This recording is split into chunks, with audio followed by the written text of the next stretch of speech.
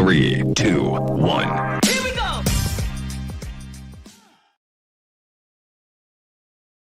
You're muted, Ruby. Hello, everyone. My name is Ruby Stricker. I'm joining you here today from the Intrepid Museum in New York City.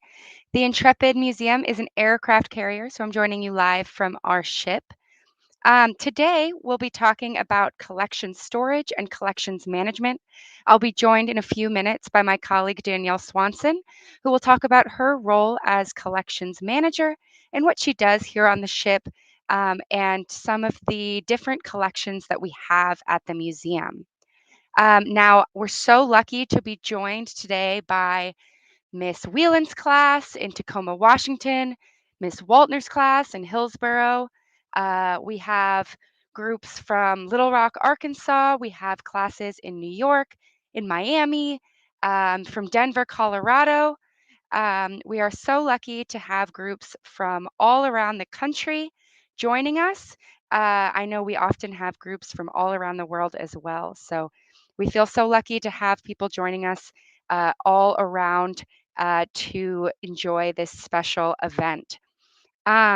Today, like I said, we'll be talking about collection storage. Before I go into collection storage, I'll answer a few questions from our last live event that we received on our Flip page, our Flip group, flip.com/intrepid. And after our presentation, after my colleague discusses her work in collections management, we'll take a quick selfie before we take a few live Q&A questions.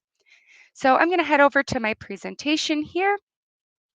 Like I said, we'll be talking about preservation and the collections of objects in our museum. If you have access to the chat, throw in there some of the kinds of things that are important to hold on to in your life.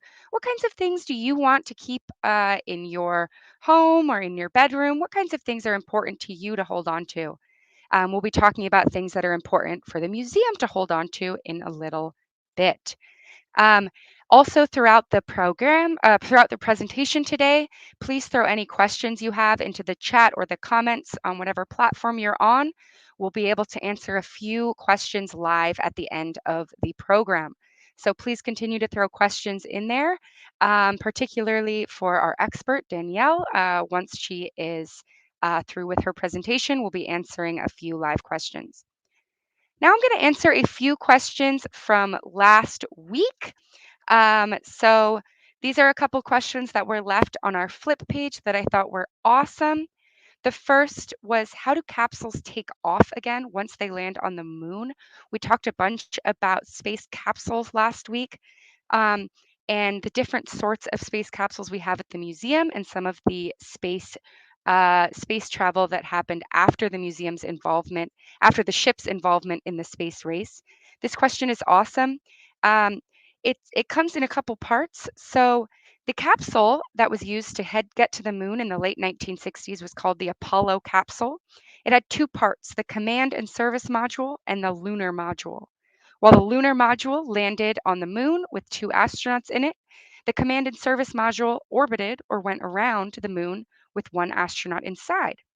Once the 2 astronauts were finished with their mission on the moon, they were able to take off from the moon using a small rocket in just their lunar module. And because that command and service module was close by in the lunar orbit, and because there's not as strong of an atmosphere around the moon like there is around the Earth, that lunar module didn't have to go very far to get back to the command and service module. Once those 2 modules linked up, all 3 astronauts could head back down to Earth. Our second question is, how long does it take to get to space? I had lots of these from many students left in our Flip page. The answer has a couple parts. Lots of scientists say that space starts maybe about 60 miles above the Earth's surface at this spot called the Kármán line. It only takes about 3 to 4 minutes for one of our rockets to hit that line. However, usually astronauts don't stop there. Lots of astronauts go to the International Space Station, which is about 250 miles away. It can take between 6 hours and 3 days to get there. The fastest was actually 3 hours. The last question I have from our flip page was, what is the longest period of time humans have spent in space? Now, this is a multifaceted answer as well. Now, the longest time we've spent on the moon was about 3 days. The longest period of time spent in space, the record is held by a Russian cosmonaut named Valery Polyakov. It was about 437 days, so well over a year. Just a few days ago, an American named Frank Rubio broke the American record with about 371 days, so just over a year. In the future, NASA is looking to spend longer periods in space and longer time on the moon. All right, now we're going to move on back to our theme for the day, collection storage. I'm going to pass it over to my colleague Danielle Swanson to talk about her role at the Intrepid and what we do in collections here. Thanks so much, Ruby. Thank you all for joining us today, and I'm really excited to share with you my work here at the museum.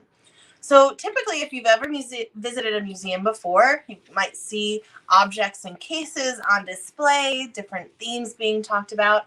And my role basically is to maintain the collection. So all the things that come into the museum, as well as put them on display, take care of them, document them, keep track of them. So I'm basically a record keeper for all of these items. So here at the Intrepid Museum, as Ruby mentioned, we are currently right now on the USS Intrepid, large aircraft carrier. Our storage facility where I am right now is in the ship. But we also have a number of other vessels that we interpret here at the museum. We have the USS Growler, a Cold War submarine, the Concorde supersonic airplane, as well as the Space Shuttle Enterprise. So all of the collections that we keep here are related to all of those major vessels, as well as the people who served on board those vessels or worked with those things. We have a very specific collecting scope, and that means we are looking at items within that category to make sure that we have the time, the effort, and the space to care for these items. So what I do is I reach out, or donors reach out to me.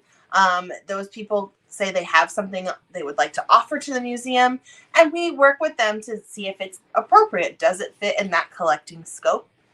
They usually will send the items to me at the museum, and then we have a monthly meeting where other staff get together and we really determine if we are committed to preserving those items.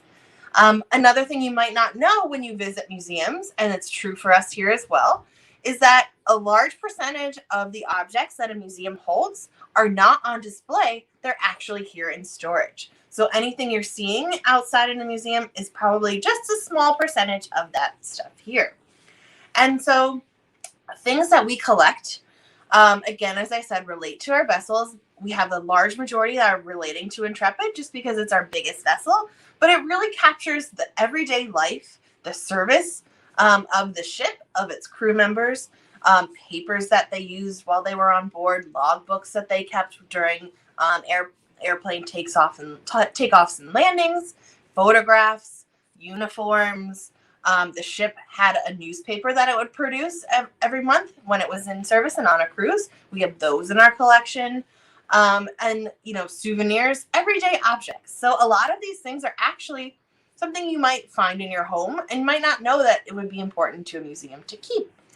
So the space that we are in, as I said, it's collection storage. And so we have all of our artifacts tucked away safely according to their items.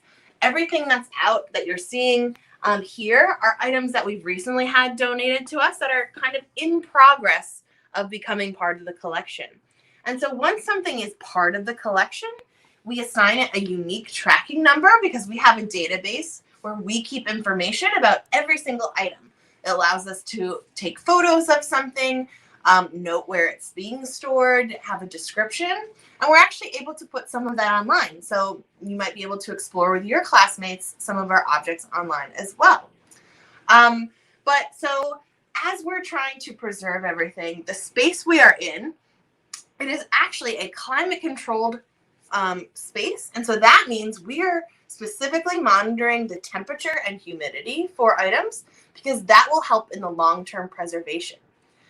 We don't always put everything out on display. When we're thinking about exhibits, we have to make the best judgment call for the safety of an item. So sometimes, especially photographs or paper, they can be very fragile when out on display. Sunlight or, very hot temperatures can damage something. So sometimes we'll decide to make what's called a reproduction. That means we have made high resolution scans or photographs. And so you can see what that object looks like exactly, but we're keeping the original safe here in storage. So you can see I'm actually wearing gloves because I'll show you some items up close and personal in a few moments. Objects and photographs, we wear gloves because the oils on our hands can damage those items. When we work with our paper artifacts, we wash our hands and make sure they're very dry. And that way we can touch them easier and make sure we don't rip anything. So we're already doing things to help preserve items. But as I said, we have objects, artifacts. I want to show you this really cool cabinet because, it's one of those fun things of our collection. So you can see here, we have a lot of pilots' helmets. Intrepid was an aircraft carrier. And so pilots have donated these helmets to us. You can see that they're actually in these handling trays. And so that means if I want to go and pick up this artifact, it's a little snug, I can hold the tray and not the object. And so that's another way that we're preserving these items. We have lots of different supplies that we use. We make sure that everything in their boxes is safe and secure and it doesn't rattle around. Let's see, over here, all along the back wall are our archives. So those are those paper artifacts. They can go together very nicely and flat with materials. We also have some really large posters, so they need to be in flat file drawers. You can see here we have great labels so we know what we're looking for. And here is a really fun poster from World War II when they were trying to save items and preserve food. So these are some of the other things we collect. And you can also see we have a lot of uniforms. You can imagine how many people served on Intrepid for a long time. We have a lot of uniforms. This is one cabinet. You can see the various jumpers that we have. All the boxes sometimes have hats or pants. We're using all of the storage space that we can in our space. And so I want to show you a specific collection and talk a little bit more about why we're keeping these things. So all of the items that I have here come from one former crew member. His name is Samuel Taylor. He served on Intrepid from 1965 to 1967 during Intrepid's tours in Vietnam. And so what I have here is just a small percentage of the things that he donated to us, but it all represents different things and experiences that he had while he served on Intrepid. So this is actually a working jacket that he might have worn while he was on board. You can see it has a lot of different patches on it, and they actually relate to the specific cruises and time in Vietnam that he spent. He worked on the flight deck, managing planes, and then later was a jet engine mechanic. So you can see it's specific there. We also have the Intrepid seal. Sometimes people just have the patches individually, and we collect those as well. But items are really kind of personal, again, to the former crew member's experience. Now, this is something kind of mundane. You might think, why would a museum want that? It's a laundry bag. But really, it actually speaks to just your everyday life on board. You would have to clean your uniforms. You'd be really hot working up on the flight deck. So this is just something that they put their clothes in. You can see it has his last name here so that it doesn't get lost. Again, just something, unique to that experience. This is a lighter. You can see here, hood open. It also has a specific design of Intrepid on it. The crew member actually scratched his name. It's probably a little hard to see. But lighters like this is actually something crew members could purchase in the ship's store. So not only does it show that personalization, but is an item that, would be specific to things that crew could purchase. We also often really like to collect souvenirs. because during the ship's cruises throughout the Mediterranean or during Vietnam and other experiences, they would have a little bit of rest and time to go to a different port where the sailors would have time to explore, learn about the culture. And so this is actually a souvenir that he bought in Japan. It's actually a Coca-Cola bottle. And you can see that Japanese writing. And obviously it still has the soda in it, but, probably not that great since it was bought in the 60s. But a really unique item. We don't have anything else like that in our collection. And then, as I mentioned, we also talk about everyday items. So, for instance, photographs of life on board, of the sailors themselves. This is Sam when he was serving here in the 1960s.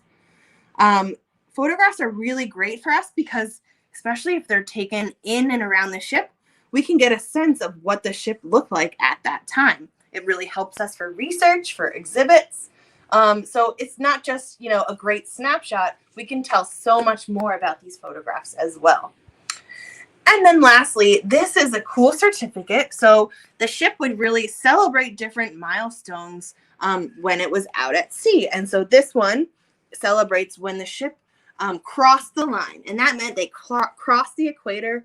There was so many different events and things that held on board for these little, experiences. If you're especially out at sea for a long period of time, you have to break up that mundane experience. We have, as I said, a lot of times people will donate their letters back home, diaries that they've written. And so it really is a great snapshot, again, of that life on board. Again, we use here at the museum all special tools to keep items preserved for as long as possible. We have special materials, and again, we monitor for special pests that might try to harm items. So, it's a very sensitive way to take care of these items. I also work with lots of different departments. So obviously with our education department, we try to share photographs that people have donated to us through our social media, and really just keep the memory of the people and the ship alive. Again, as I said, we are right now on board Intrepid. The space we were in actually used to be a dining room for all the officers on board. And so it was a more open area space so we could put in all of our shelving units, and that way keep it contained. It's very secure. Only myself and a couple other staff have access here. But it's a really great way to, preserve history and keep track of people and their stories. And, we really value what everyone is able to donate to us. And it is our job to preserve that for as long as possible.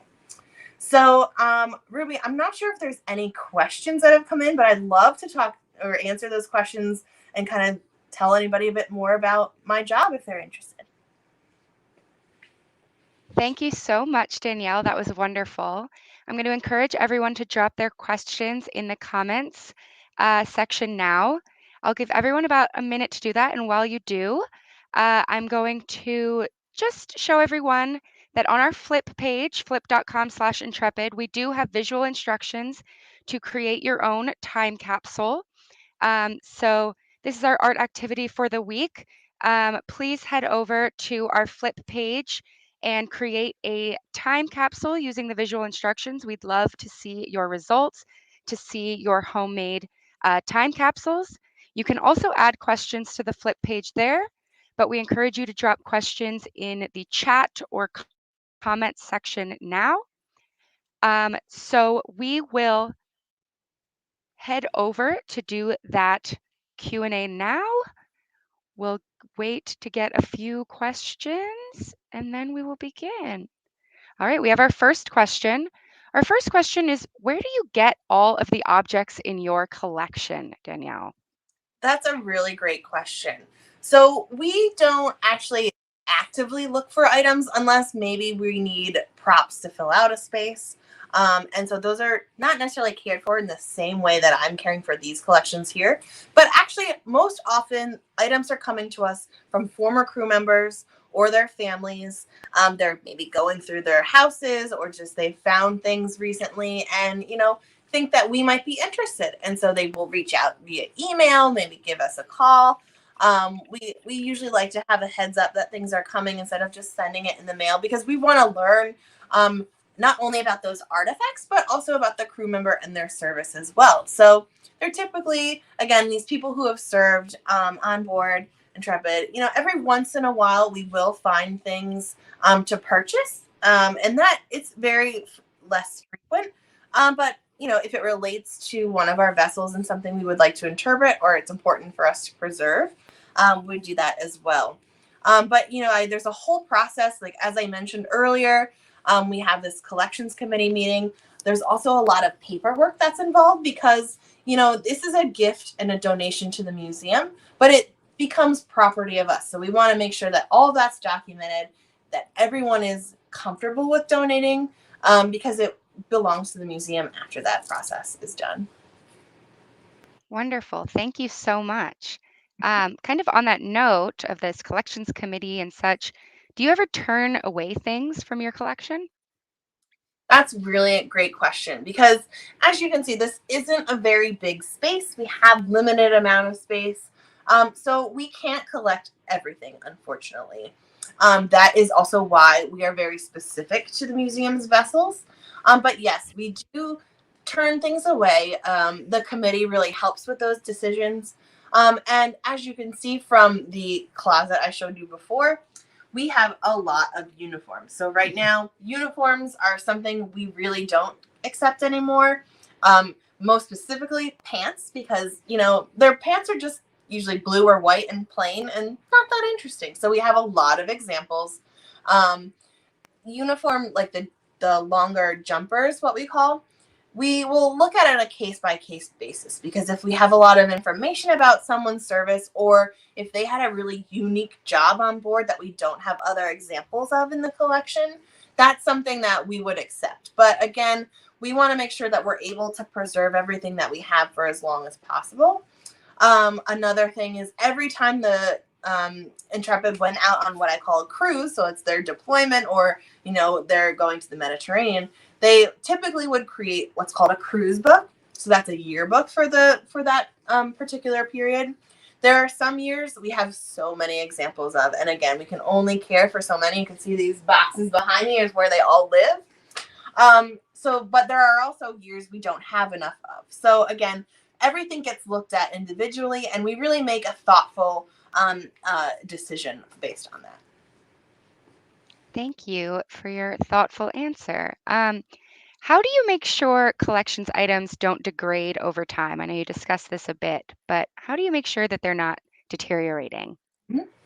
So unfortunately, we're not able to actually stop something from deteriorating. Just the inherent nature of artifacts, and maybe what plastic they're made of, or if it's an organic material like leather or cotton, things will always deteriorate over time, especially because a lot of the items that we get were used while in service, and that's what makes them important to us. But again, they might not be in the most pristine condition.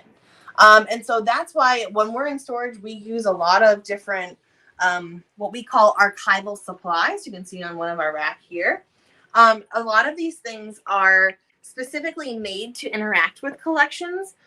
They're what's called acid free, because especially, paper or other things, they're going to put out these chemicals as they degrade. And so we want to make sure anything that it interacts with is, mitigating or slowing that down. So everything that we do is to try to slow down deterioration for as long as possible. Again, lower temperature, lower humidity, when we're not in here, all the lights are off. We kind of keep the light away.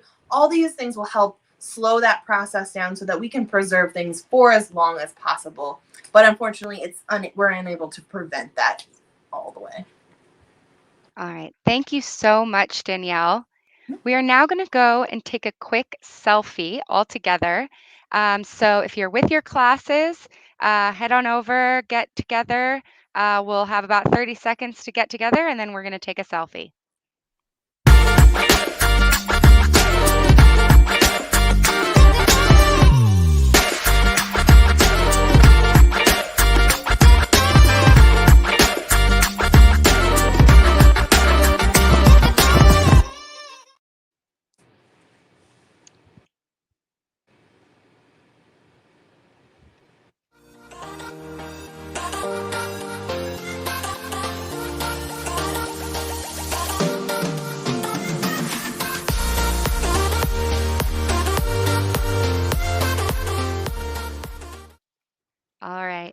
Thank you so much for joining us today, Danielle. We really appreciate this tour of the collection space, and we really appreciate the insight into your role. Um, Make sure, everyone, you head over to flip.com/intrepid and leave your questions. If she has time, Danielle will be able to answer a few questions on that platform as well, any that we weren't able to get to today. Thank you, Danielle, again. Let's say goodbye to Danielle. Thank you so much, guys. Thank you again. I want to thank everyone for joining us again today. Please head over to flip.com/intrepid to see visual instructions for the time capsule and also to ask any questions that you have. I also want to direct people to our collections database. That is intrepid.emuseum.com.